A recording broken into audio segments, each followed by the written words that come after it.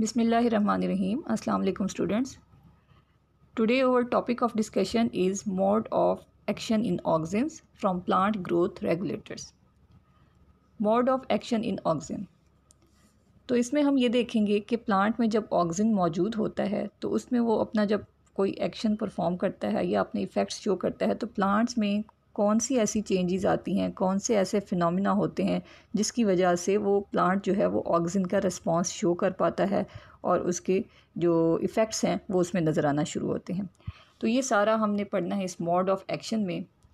अब ऑक्सिन जब प्लांट में मौजूद होता है या उसमें सिंथेसाइज होता है तो वो क्या करता है, हमने जनरली पढ़ा है कि इसके जो इफ़ेक्ट्स हैं वो ये हैं कि ये ग्रोथ और डेवलपमेंट को इंक्रीज़ करता है।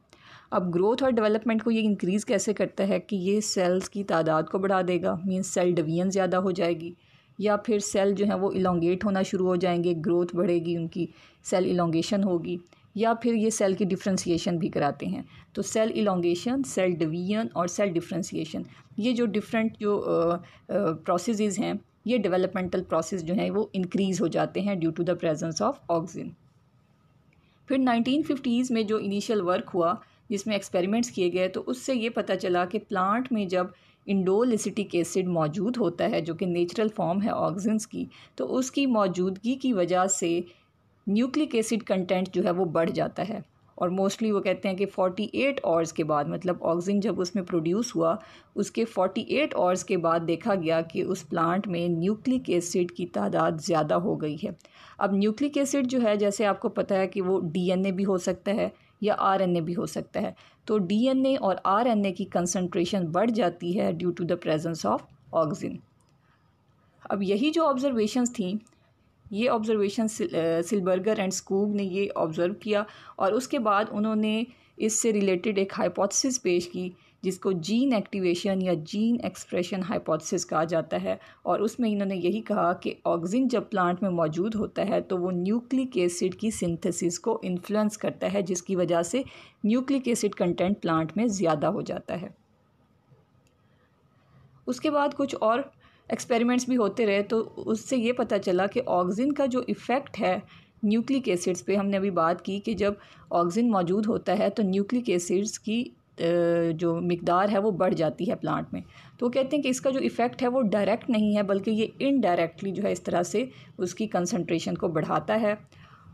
और फिर ये देखा गया कि हमने कहा कि इनडायरेक्ट इफ़ेक्ट है, तो इनडायरेक्ट किस तरह से है कि इंडोल एसिटिक एसिड जो है ये तमाम मॉलिक्यूलर बायोलॉजिकल जो फिनोमेना है जो हम मॉलिक्यूलर बायोलॉजी में पढ़ते हैं, जिसमें डीएनए रेप्लिकेशन है, ट्रांसक्रिप्शन है, ट्रांसलेशन है, तो ये तीनों जो फिनोमेना हैं ये इंक्रीज़ हो जाते हैं। मतलब डीएनए रेप्लिकेशन का प्रोसेस भी बढ़ जाता है, ट्रांसक्रिप्शन भी ज़्यादा होना शुरू हो जाती है, ट्रांसलेशन भी ज़्यादा होती है, जिसकी वजह से डीएनए रेप्लिकेशन जब ज़्यादा होगी तो डीएनए कंटेंट बढ़ जाएगा। ट्रांसक्रिप्शन जब होगी तो ट्रांसक्रिप्शन में क्या होता है कि डीएनए से आरएनए बनता है तो आरएनए कंटेंट बढ़ जाएगा। और जब ट्रांसलेशन ज़्यादा होगी तो आरएनए से प्रोटीन बनती है, प्रोटीन सिंथेसिस ज़्यादा होगी, प्रोटीन कंटेंट बढ़ जाएगा। तो इनडायरेक्टली जो है ये न्यूक्लिक एसिड्स के कंटेंट को बढ़ाता है। इसमें हम फर्स्ट देखेंगे auxin interaction with DNA and protein. अब ये दो साइंटिस्ट हैं, मैथीज एंड फिलिप्स, जिन्होंने 1969 में ये बताया कि जो सिंथेटिक ऑक्सिन है जैसे कि 2,4-D है, ये आरएनए सिंथेसिस को स्टिमुलेट करता है। और फिर इन्होंने ये कहा कि डीएनए या क्रोमैटिन मटेरियल के साथ ऑक्सिन का इंटरेक्शन डायरेक्ट भी हो सकता है कि डायरेक्टली डीएनए या क्रोमैटिन मटेरियल के साथ भी इंटरेक्ट हो सकता है, या फिर इनडायरेक्टली ऐसा हो सकता है कि ये जो ऑक्सिन हैं ये जब सेल में जाते हैं तो सेल के ऊपर हमने कहा था कि उसकी रिसेप्टर प्रोटीन्स होती हैं। अगर आपको याद हो प्रीवियस लेक्चर में हमने बात की थी कि सेल में पहले देखा गया था कि उसकी जो रिसेप्टर प्रोटीन्स हैं, बाइंडिंग प्रोटीन्स का जिनको नाम दिया गया ABP, ऑक्सिन बाइंडिंग प्रोटीन, तो वो प्लाज्मा मेम्ब्रेन पे भी देखी गई, एंडोप्लाज्मिक रेटिकुलम की मेम्ब्रेन पे भी देखी गई, और इसी तरह टोनोप्लास्ट पे भी उसको देखा गया। लेकिन बाद में कुछ स्टडीज़ हुई तो उससे ये पता चला कि ये मेजरली जो है ये एंडोप्लाज्मिक रेटिकुलम की मेम्ब्रेन पे होती हैं, जिनको ऑक्सिन बाइंडिंग प्रोटीन्स कहा जाता है, या फिर ये रिसेप्टर प्रोटीन्स भी कहलाती हैं।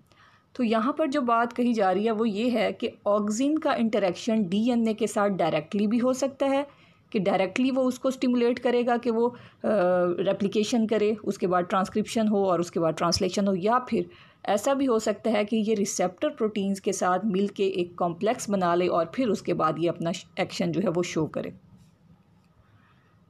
ये जो ऑब्जर्वेशंस ऑब्ज़र्व की गई, उसके बाद मॉन्डल एट ऑल, ये साइंटिस्ट का नाम है मॉन्डल, और एट ऑल हम लिखते हैं तब, यहाँ पर देखिए मॉन्डल एट ऑल लिखा हुआ है। एट ऑल हम किस लिए लिखते हैं कि जब एक एक्सपेरिमेंट या एक रिसर्च में 2 से ज़्यादा साइंटिस्ट शामिल होते हैं तो हम उन सब के नाम नहीं लिखते, तो उसकी जगह हम जो मेजर कंट्रीब्यूटर है उसका नाम लिखते हैं। मॉन्डल जैसे कि एक साइंटिस्ट है, और at all means other contributors, इसके साथ बाकी जो इसके साथी थे। तो इन्होंने ये ऑब्जर्वेशंस जो आई उनको सपोर्ट किया। इनके एक्सपेरिमेंट से भी यही पता चला कि ऑक्सिन जो है वो एक रिसेप्टर कॉम्प्लेक्स बनाता है जिसको indole acetic acid receptor complex कहा जाता है। और ये जो रिसेप्टर कॉम्प्लेक्स बनता है ये फिर एनहांस करता है या इंक्रीज़ करता है आरएनए की सिंथेसिस को। और ये आरएनए सिंथेसिस क्या होती है, ये डीएनए डिपेंडेंट होती है, क्योंकि अगर डीएनए मौजूद होगा तो उससे आरएनए की सिंथेसिस होगी। और आरएनए की सिंथेसिस के लिए जो फैक्टर्स चाहिए उसमें क्या है, उसके आरएनए पॉलीमरेज एंजाइम हैं, या जिनको आरएनए पॉलीमरेज इनिशिएशन फैक्टर हम कह दें, इनिशिएशन फैक्टर बी, और इसके अलावा डीएनए। इन 2 चीज़ों का होना ज़रूरी है for the process of transcription या फिर आरएनए सिंथेसिस। अभी हमने बात की कि ऑक्सिन जो है या तो वो डायरेक्टली जो है डीएनए के साथ, क्रोमेटिन मटेरियल के साथ इंटरेक्ट करेगा, ठीक है, या फिर हमने कहा कि वो इनडायरेक्टली जो है पहले एक रिसेप्टर कॉम्प्लेक्स बनाएगा जो मेम्ब्रेन के ऊपर बाइंडिंग प्रोटीन्स होती हैं, ऑक्सिन बाइंडिंग प्रोटीन्स, उनके साथ वो बाइंड करके रिसेप्टर कॉम्प्लेक्स बनाता है, और फिर वो रिसेप्टर कॉम्प्लेक्स के ज़रिए आरएनए की सिंथेसिस को इंक्रीज़ करता है, ट्रांसक्रिप्शन होती है, फिर ट्रांसलेशन होती है, और इस तरह से फिर जो उसकी रिक्वायर्ड प्रोटीन्स हैं जिसके ज़रिए उसने अपने इफ़ेक्ट्स शो करने हैं वो बनेंगे। तो ये जो ऑक्सिन बाइंडिंग प्रोटीन्स हैं इनको आइसोलेट कहाँ से किया गया, जब एक्सपेरिमेंट्स किए गए तो इनको एविना सैटिवा के रूट्स और कोल्यूप्टाइल से इनको सेपरेट किया गया या आइसोलेट किया गया। इसी के अलावा टोबैको सेल्स के न्यूक्लियाई से भी इनको आइसोलेट किया गया। फिर सोयाबीन कॉटिलीडन्स की प्लाज्मा मेम्ब्रेन से इनको आइसोलेट किया गया। इसके अलावा पी, कॉर्न और टोबैको पिथ सेल्स के साइटोसोल से भी इन बाइंडिंग प्रोटीन्स को आइसोलेट किया गया। तो इसमें याद रखने की सिर्फ 2 बातें हैं कि ऑक्सिन जो है वो अपना इंटरेक्शन या तो डायरेक्टली डीएनए के साथ करके उसकी कंसंट्रेशन को बढ़ा रहा है, उसकी रेप्लिकेशन करा रहा है, फिर ट्रांसक्रिप्शन और फिर ट्रांसलेशन, या फिर वो ऑक्सिन बाइंडिंग प्रोटीन्स के साथ मिलके एक कॉम्प्लेक्स बनाता है जिसको indole acetic acid receptor complex कहा जाता है। और ये रिसेप्टर कॉम्प्लेक्स क्या करता है, ये डीएनए डिपेंडेंट आरएनए सिंथेसिस को एनहांस करता है, आरएनए की सिंथेसिस को बढ़ाता है। Next is nucleic acid and protein synthesis. अब इसमें जो एक्सपेरिमेंट किया गया वो ये था कि सोयाबीन के कुछ हाइपोकोटाइल्स जो हैं वो लिए गए। अब हाइपोकोटाइल्स क्या होते हैं, इसके लिए मैंने ये आपको डायग्राम दिखाई है कि जब एक सीड को ग्रो करते हैं तो उसकी सीडलिंग कुछ इस तरह से ये ग्रो हो रही है, सोयाबीन की ये सीडलिंग है कि इसके जो कॉटिलीडनरी लीव्स हैं वो ऊपर की तरफ ये अराइज हो गए हैं, ये दिखाए गए हैं, ये कॉटिलीडनरी लीव्स, ठीक है। और उसके जो फर्स्ट लीफ बने हैं उस प्लांट के, फर्स्ट फोटोसिंथेटिक लीव्स वो ये हैं, ठीक है। ये तो कॉटिलीडनरी लीव्स हैं ना जो कॉटिलीडन से राइज होते हैं, और ये क्या हैं, ये उसके फर्स्ट फोटोसिंथेटिक लीव्स हैं। तो इस कॉटिलीडन के नीचे जो ये पार्ट है सीडलिंग का, ये कहलाता है हिस्सा हाइपोकोटाइल, और इस कॉटिलीडन से ऊपर इस लीफ तक ये जो पार्ट है ये कहलाता है एपिकोटाइल। तो इस एक्सपेरिमेंट में कौन सा पार्ट लिया गया है, इस सीडलिंग का, सोयाबीन का, ये हाइपोकोटाइल वाला हिस्सा जो कि कॉटिलीडन के नीचे है। अब ये सोयाबीन के हाइपोकोटाइल्स जो हैं ये ले लिए गए और इनको ट्रीट कराया गया विद ऑक्सिन। ऑक्सिन की हाई कंसंट्रेशन इनको दी गई। उसके बाद जो रिजल्ट्स देखे गए तो ये देखा कि ऑक्सिन अप्लाई करने के बाद इन हाइपोकोटाइल्स में आरएनए, डीएनए और प्रोटीन कंटेंट जो है वो बढ़ गया है। अब ये जो आरएनए कंटेंट बढ़ा है तो उसमें उन्होंने देखा, क्योंकि आपको पता है कि आरएनए 3 तरह के होते हैं, ribosomal RNA, messenger RNA, transfer RNA. तो आरएनए कंटेंट में ये देखा गया कि जिसकी कंसंट्रेशन ज़्यादा थी जिस आरएनए की, वो था राइबोसोमल आरएनए, ठीक है, राइबोसोमल आरएनए की कंसंट्रेशन बढ़ गई और साथ ही राइबोसोम्स कंटेंट भी बढ़ गए। और उसी के साथ ये देखा गया कि जब उनके ऑक्सीजन अप्लाई किया गया उसके 24 to 28 आवर्स के बाद ये रिज़ल्ट देखे गए कि आरएनए की जो सिंथेसिस है उसके फर्स्ट 2 स्टेप जिसमें आरएनए चेन इनिशिएशन है और चेन प्रोपगेशन है, ये हाई रेट से हो रहे हैं।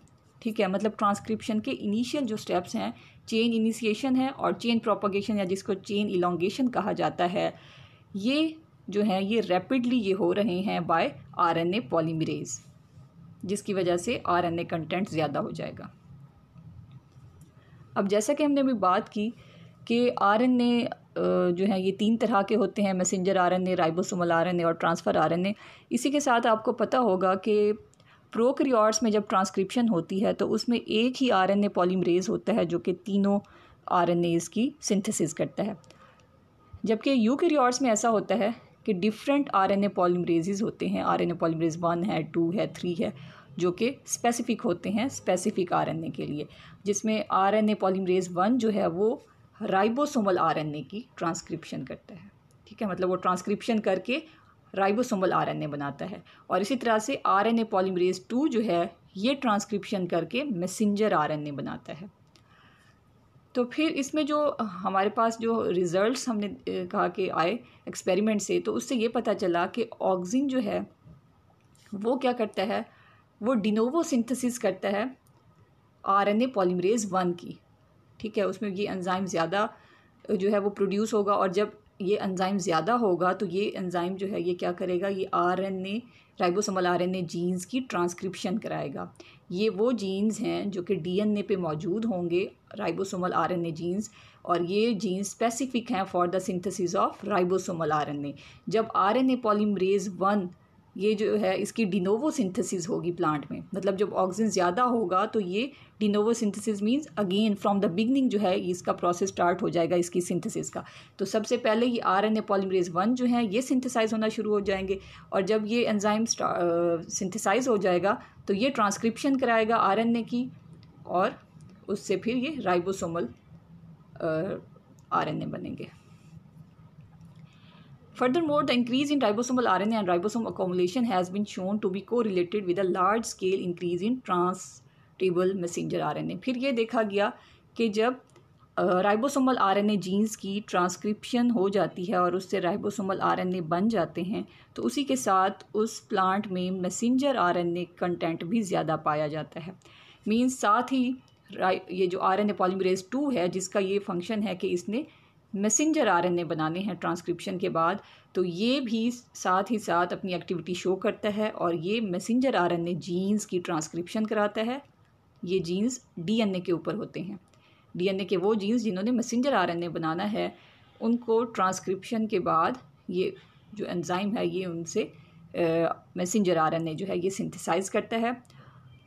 और उसके अलावा when sections of elongating zone of hypocotyle are incubated in the presence of oxygen, rapid cell elongation is observed। एक तो ये है कि आरएनए पॉलीमरेज 1 और आरएनए पॉलीमरेज 2 की एक्टिविटी बढ़ जाती है जिसकी वजह से राइबोसोमल आरएनए और मैसेंजर आरएनए जो है ये सिंथेसाइज होना शुरू हो जाते हैं। साथ ही साथ जो उसका ऑक्सीजन का इफ़ेक्ट है कि उसने सेल इलोंगेशन करानी होती है हाइपोकोटाइल पे, जब उसका इफ़ेक्ट देखा गया तो ये देखा गया कि हाइपोकोटाइल जो है वो इलोंगेट हो गए हैं, साइज़ में इंक्रीज़ हो गए हैं। Since RNA and protein synthesis are considered as integral part of growth by cell elongation, studies were made on the effect of RNA synthesis inhibitor actinomycin D and protein synthesis inhibitor cycloheximide on the process। उसके साथ ही हमने कहा कि जैसे oxygen apply किया तो थोड़ी देर के बाद ही हम देखते हैं कि वो जो हाइपोकोटाइल है जिस पे हमने ऑक्सीजन अप्लाई किया था वो साइज़ में इंक्रीज़ कर गया है, लेंथ में उसका इजाफा हो गया है। तो इसमें फिर हमने कहा कि उसकी वजह ये है कि उसमें प्रोटीन जो है कंटेंट बढ़ जाता है, उसमें आरएनए कंटेंट बढ़ जाता है, जिसकी वजह से हमने कहा कि सेल की इलोंगेशन हो जाती है और हाइट में वो बढ़ जाता है। अब इस चीज़ को देखने के लिए कि क्या ऑक्सीजन के इफ़ेक्ट्स शो करने के लिए आरएनए और प्रोटीन सिंथेसिस का होना ज़रूरी है या नहीं, तो क्या किया गया, एक एक्सपेरिमेंट किया गया जिसमें हाइपोकोटाइल को ऑक्सिन भी अप्लाई किए गए और साथ ही साथ क्या अप्लाई किया गया, यहाँ पर बता रहे हैं कि आरएनए सिंथेसिस इनहिबिटर भी उसमें डाल दिया गया और साथ में प्रोटीन सिंथेसिस इनहिबिटर भी उसमें ऐड किया गया। अब आरएनए सिंथेसिस इनहिबिटर एक ऐसा इनहिबिटर है जो कि आरएनए की सिंथेसिस को रोकता है, जिसकी एग्जांपल है एक्टिनोमाइसिन डी, ये आरएनए सिंथेसिस इनहिबिटर है। इसी तरह से प्रोटीन सिंथेसिस इनहिबिटर जो है वो है साइक्लोहेक्सिमाइड, ये वो है इनहिबिटर जो कि प्रोटीन की सिंथेसिस को इनहिबिट करता है, रोकता है। अब ये दोनों इनहिबिटर्स भी उसके ऑक्सिन के साथ शामिल कर दिए गए, तो फिर उसको थोड़ी देर का इंक्यूबेशन पीरियड दिया और बाद में उसका इफ़ेक्ट जो है वो चेक किया। जैसे ऑक्सिन नॉर्मली अगर सिर्फ ऑक्सिन अप्लाई करते हैं तो सेल की इलॉन्गेशन हो जाती है, लेकिन जब ऑक्सिन के साथ हम ये दो इनहिबिटर्स भी शामिल कर रहे हैं तो रिज़ल्ट्स क्या आए, तो हमारे पास ये रिज़ल्ट्स आए कि इन इनहिबिटर्स की वजह से ऑक्सिन इंड्यूस जो इलॉन्गेशन होती है, मतलब ऑक्सिन की मौजूदगी की वजह से जो इलॉन्गेशन होती है वो क्या हो गई, सीज़, वो रुक गई। मतलब जो इलॉन्गेशन होनी थी ऑक्सिन की वजह से वो इनहिबिटर्स की मौजूदगी की वजह से नहीं हो पाई। इट मीन्स कि आरएनए सिंथेसिस और प्रोटीन सिंथेसिस जब नहीं हुई तो सेल की इलॉन्गेशन भी नहीं हुई। इसका मतलब वाज़े है कि ऑक्सिन जब हम अप्लाई करते हैं तो ऑक्सिन जो है वो आरएनए सिंथेसिस और प्रोटीन सिंथेसिस को स्टिमुलेट करता है, इंक्रीज़ करता है, जिसकी वजह से सेल इलॉन्गेशन होती है। क्योंकि अगर इनहिबिटर्स इनके आरएनए सिंथेसिस और प्रोटीन सिंथेसिस के अप्लाई किए तो सेल इलॉन्गेशन भी रुक गए। अब जब ऑक्सिन अप्लाई किया जाता है तो ऑक्सिन अप्लाई करने के थोड़े से पीरियड के बाद, ब्रीफ पीरियड, छोटे से पीरियड के बाद देखा गया कि सेल इलॉन्गेशन जो है वो स्टार्ट हो जाती है। मींस उस छोटे ब्रीफ पीरियड में, ब्रीफ लैग में होता क्या है कि ऑक्सिन जो है वो कुछ स्पेसिफिक मैसेंजर आरएनए बनाता है और वो ऐसे मैसेंजर आरएनए होते हैं जिन्होंने आगे ट्रांसलेशन करके स्पेसिफिक प्रोटीन्स बनानी हैं। और वो स्पेसिफिक प्रोटीन्स कौन सी होती हैं, β1,3 ग्लूकानेज। इनफैक्ट दीज आर एंजाइम्स, और एंजाइम्स प्रोटीन इन नेचर होते हैं। तो ऑक्सिन जब अप्लाई किया जाता है तो उसके फ़ौरन बाद ऑक्सिन क्या करता है, कुछ स्पेसिफिक मैसेंजर आरएनए की सिंथेसिस को बढ़ाता है। ये वो स्पेसिफिक आरएनए होते हैं जिन्होंने आगे ट्रांसलेशन के बाद β1,3 ग्लूकानेज प्रोटीन या एंजाइम बनाने हैं। अब ये जो एंजाइम है इसका क्या फंक्शन होता है कि ये जब मौजूद होता है सेल्स में तो ये सेल वॉल की हाइड्रोलिसिस करता है। मीन्स सेल वॉल को ये लूज़ कर देता है या उसकी प्लास्टिसिटी को ये बढ़ा देता है।